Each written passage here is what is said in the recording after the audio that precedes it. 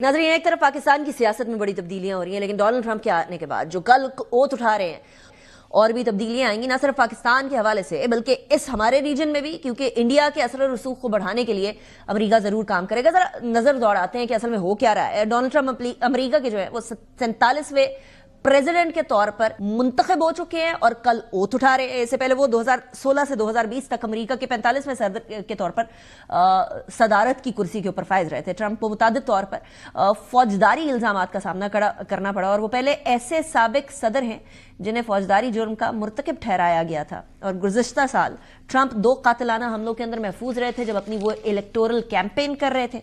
America जो है वो इस टाइम पर तारीख के अंदर बहुत क्रूशल मोड़ के ऊपर है और अमेरिका की तकरीबन 100 साल की जो तारीख है, पिछली 100 साल वाली तारीख, उसके अंदर पहली बार कोई ऐसा सदर उम्मीदवार बन रहा है, बनकर सामने आया और वो सदर बना जो एक बार पहले ही अपने ओहदे से हटकर गैर मुसलसल मुद्दत में इख्तिदार में वापस आया। 2021 में अमेरिका और पाकिस्तान के ताल्लुकात में कुछ डिफरेंस था और तालिबान के हवाले से जो मामलात थे वो चल रहे थे। अफगानिस्तान से इनखला करना था अमेरिका ने। पाकिस्तान उस टाइम पर एक कलीदी किरदार अदा कर रहा था और एक इम्पोर्टेंट प्लेयर था इस रीजन का। लेकिन अब सूरत हाल कुछ मुख्तलिफ हो गई है, अफगानिस्तान के हवाले से भी और पाकिस्तान के हवाले से भी।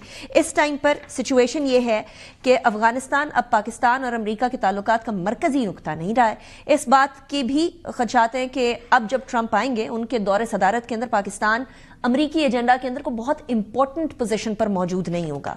लेकिन क्या पाकिस्तान की अपनी अंदरूनी सियासत के अंदर ट्रंप मुदाखलत करेंगे या नहीं करेंगे, इसके ऊपर बहुत सारी कयासाराइयां हैं। पाकिस्तान तहरीक इंसाफ के जो रहनुमा हैं बहुत सारे ऑफ द रिकॉर्ड यही कहते हैं कि ट्रंप की क्योंकि खान से बहुत अच्छी बनती है इसलिए वो किसी तरीके से प्रेशराइज करेंगे, लेकिन हुकूमत इसके हवाले से तेज रफ्तार से अपनी डिप्लोमेटिक कोर को एक्टिवेट कर रही है। आज भी जो मुलाकात हुई है थोड़ी देर पहले खुर्रम दस्तगीर साहब की आपने बात सुनी। नॉट जस्ट दैट, थोड़ा सा चलते हैं हम मिडल ईस्ट की तरफ। मिडल ईस्ट हमारे ऊपर डायरेक्टली इंपैक्ट करेगा इसलिए क्योंकि फलस्तीन की जो अभी हाल की सीज फायर है इसके बारे में बड़ी इंपॉर्टेंट बातें की जा रही हैं।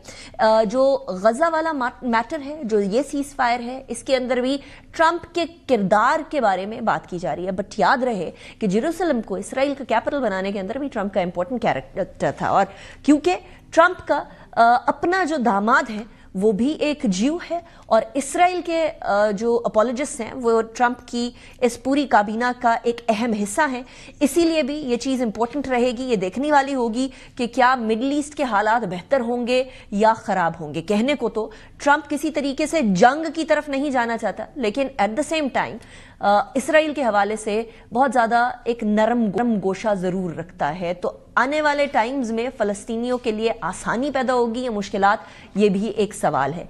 क्योंकि ट्रंप एक बिजनेसमैन है तो बिजनेस एक्टिविटी पाकिस्तान के साथ करना पाकिस्तान के लिए इस टाइम पर अव्वलीन तरजीह होनी चाहिए, फिर बाकी सारी सियासी चीज़ें पीछे रह जाएंगी। यानी का इस हवाले से इजाज़त दीजिए, अपना बहुत ख्याल रखिएगा। इंशाल्लाह अगले हफ्ते मुलाकात होगी। अल्लाह हाफ़िज़।